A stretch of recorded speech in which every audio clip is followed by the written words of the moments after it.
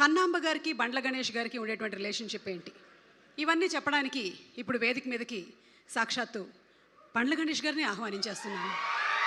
ఎవరు మైకు పట్టుకుంటే స్టేజ్ దద్దరిల్లుతుందో, స్పీకర్లు బ్లాస్ట్ అవుతాయో, స్పీచ్లు బ్లాక్ బస్టర్లు అవుతాయో, the producer come actor come come అని వెల్కమ్ చెప్తూ మనకి స్పీచ్లు చెప్పేటువంటి the sensational, the one and only Bandla Ganesh గారు. సుమగారిని నేను కన్నాంబ అని పిలుచుకుంటాను, మా సుమని, అందుకని ఆవిడకి నాకున్న రిలేషన్ అది. Thank you. సంతోషం.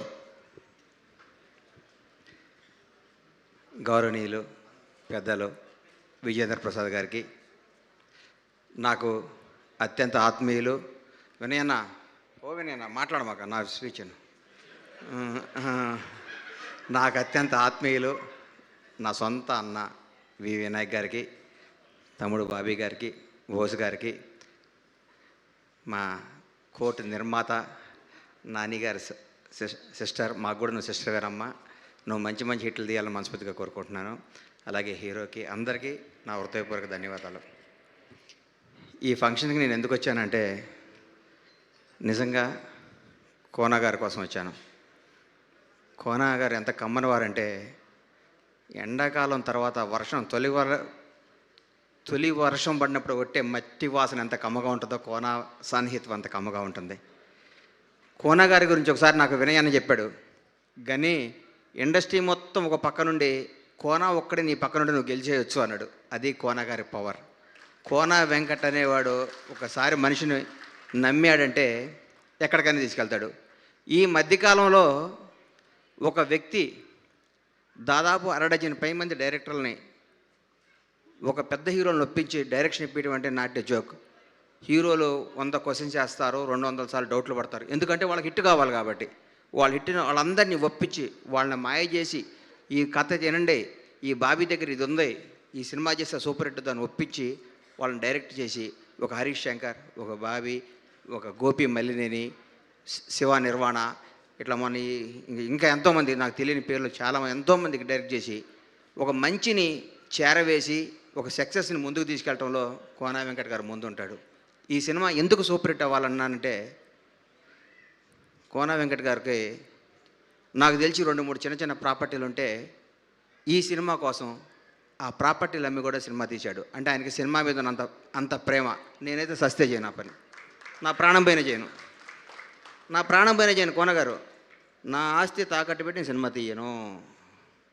మీరు చేస్తున్నారంటే మీకు సినిమా మీద ఉన్న మక్కువకి నా హృదయపూర్వక ధన్యవాదాలు సార్.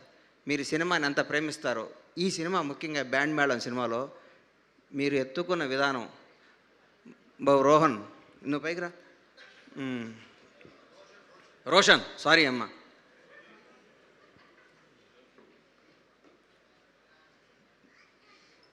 నిజంగా చెప్తున్నా, నువ్వు చేస్తుంటే ఇండస్ట్రీ టాలెంట్ ఎవడో సొత్తు కాదు, ఎవరైనా రావచ్చు.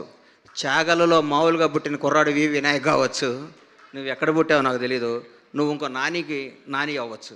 ఎందుకంటే నాని వాళ్ళు కూడా చిన్న స్థాయి నుంచి, ఎవడు ఇండస్ట్రీలో ఒక స్టార్ కొడుకు స్టార్ అవ్వటం ఎక్కడో రేరు. ఒక రామ్ చరణ్ లాంటి, ఒక మహేష్ బాబు లాంటి జరిగింది. కానీ నిజంగా ఒక స్టార్ డైరెక్టర్ కొడుకులు కానీ, నా వారసుడు ఒక ఆస్తి ఇచ్చారు కానీ సక్సెస్ ఇచ్చారా వినయ్ అన్న? ఎవరికన్నా సక్సెస్ అనేది మన చేతులు లేదన్న.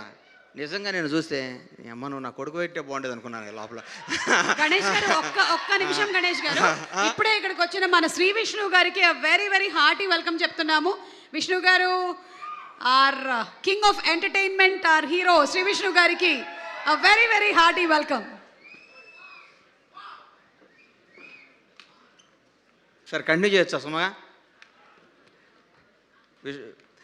ఈ అబ్బాయి వినేనా, ఈ అబ్బాయి చూసి చాలామంది నాకు నిజంగా ముచ్చటేసిందని, కుర్ర డ్యాన్స్ చేస్తుంటే. కానీ మీరు కూడా కానీ ఈ అబ్బాయిలో ఫైర్ ఉందన్నారు. మీలాంటి వాళ్ళందరి బ్లెస్సింగ్స్ ఉండి ఈ అబ్బాయి సూపర్ స్టార్ అవ్వాలి. ఈ అబ్బాయి బ్యాక్గ్రౌండ్ ఏంటో ఫ్రంట్ రౌండ్ ఏంటో నాకు తెలియదన్న. ఈ అబ్బాయిని చూస్తే ముచ్చటేసింది. ఈ అబ్బాయి చేసే విధానం కానీ, ఈ అబ్బాయి చూస్తుంటే మా అబ్బాయి కూడా నీలా కావాలని బ్లెచ్చేవా ట్రై నచ్చేవయ్యాను నాకు. కోన గారు, ఈ సినిమా మీకోసం సూపర్ హిట్ అవుద్ది, మీ మంచితనం కోసం సూపర్ హిట్ అవుద్ది. మీరు ఇంకో 10 మంది ఇండస్ట్రీకి డైరెక్టర్లను పరిచయం చేయాలని, ఈ సినిమాలో మీరు బాగా డబ్బులు సంపాదించుకోవాలని, మీరు చేసిన రిస్క్ కోసం భగవంతుడు మీకు సక్సెస్ ఇస్తాడు. ఈ సినిమా ప్రతి ఒక్కళ్ళు చూడండి. ఈ బ్యాండ్ మేళం బ్లాక్ బస్టర్ అవుద్దని మనస్ఫూర్తిగా అవ్వాలని కోరుకుంటూ సెలవు తీసుకుంటున్నాను. Thank you. Thank you so much Ganesh గారు. మీ కన్నాంబ గారు వెళ్ళొస్తానండి. అలాగేనండి. Thank you. అమ్మో, నేను వేరే పేర్లు ఏం చెప్పట్లేదురా బాబోయ్.